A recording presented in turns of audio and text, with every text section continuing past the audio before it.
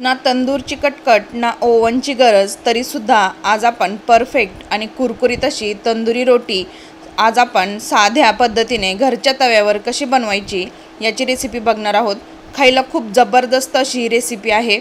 एकदा जर तुम्ही बनवली तर खात्री आहे हॉटेल किंवा ढाब्यावर जाणे विसरून जाल, एवढी चवीला ही मस्त आहे. त्याचबरोबर तुम्ही ही रोटी कोणत्याही भाजीबरोबर खाऊ शकता. खूप मस्त अशी लागते. कोणतीही भाजी जरी नसेल तर अशीच खाल्ली तरीसुद्धा खूप चवीला मस्त लागते. अगदी बनवायला सोपी आहे. घरातील अगदी किरकोळ सामानामध्ये तयार होणारी आहे. एकदा जर या पद्धतीने बनवली तर सगळेच जण तुमच्याकडे अशा प्रकारे पुन्हा पुन्हा बनव असा हट्ट करतील. तर वेळ वाया न घालवता आपण लगेच रेसिपीला सुरुवात करायची आहे. रेसिपी बनवण्यासाठी इथे एका मिक्सिंग बाउलमध्ये मी 1 वाटी गव्हाचं पीठ घेतलेलं आहे. तुम्हाला मैद्यापासून बनवायचे असेल तर मैदासुद्धा वापरू शकता. आता इथे अर्धा वाटी आपण बेसन पीठ घालायचं आहे. आता यामध्ये काही मसाले घालायचे आहेत. हळद घालायची आहे, जिरं घालायचं आहे, त्याचबरोबर ओवा घालायचा आहे, धने जिरे पावडर, मीठ आणि कलोंजी इथे मी वापरलेली आहे. तर एवढे मसाले घातल्यामुळे आपली रोटी खूप चवीला मस्त लागते. आता यामध्ये 2 चमचे आपल्याला तेल घालायचं आहे. तेल व्यवस्थित या सर्व पिठाला चोळून घ्यायचं आहे, म्हणजे रोटी आपली व्यवस्थित खुसखुशीत होते. तर इथे बघू शकतो आपल्याला व्यवस्थित मळून घ्यायचं आहे. तर पिठाचा एकसंध गोळा तयार होत आहे. आता आपण यामध्ये पाणी टाकून याचं घट्टसर असं एक गोळा बनवून घ्यायचा आहे. पीठ आपलं मळून तयार झालेलं आहे. वरून अगदी थोडंसं तेल लावून घ्यायचं आहे. झाकण ठेवून 5 मिनिटं आपण हे पीठ व्यवस्थित भिजण्यासाठी ठेवायचं आहे. स्टफिंग बनवण्यासाठी इथे मी एका दुसऱ्या मिक्सिंग बाउलमध्ये एक मोठा कट केलेला बारीक कांदा चिरून घेतलेला आहे. त्याचबरोबर आपल्याला 2 ते 3 हिरव्या मिरच्या घालायच्या आहेत. खूप सारी कोथिंबीर घालायची आहे. 5 ते 6 लसणाच्या पाकळ्या अशा बारीक कट करून घेतलेल्या आहेत आणि चवीनुसार मीठ घालायचं आहे. तर एवढंच सामान इथे आपल्याला लागणार आहे. तर आता आपण हे सर्व व्यवस्थित मिक्स करून घेऊया. तर यासाठी लागणारं स्टफिंगसुद्धा आपलं बनवून तयार झालेलं आहे. बनवायला खूप साधी सोपी रेसिपी आहे, पण खायला खूप मस्त अशी लागते. तर ही रेसिपी तुम्ही नक्की एकदा ट्राय करून पहा. रेसिपी जर आवडली तर चॅनलला लाईक आणि सबस्क्राईब करायला विसरू नका.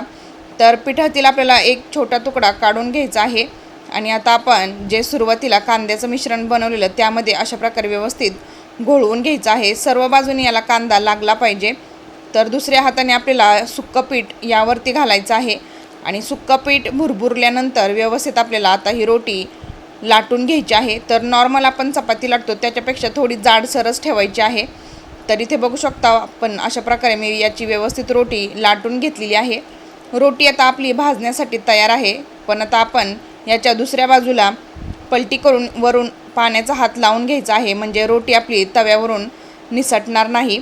तर अशा प्रकारे आपल्याला हाय फ्लेमवरतीच ही रोटी व्यवस्थित भाजून घ्यायची आहे.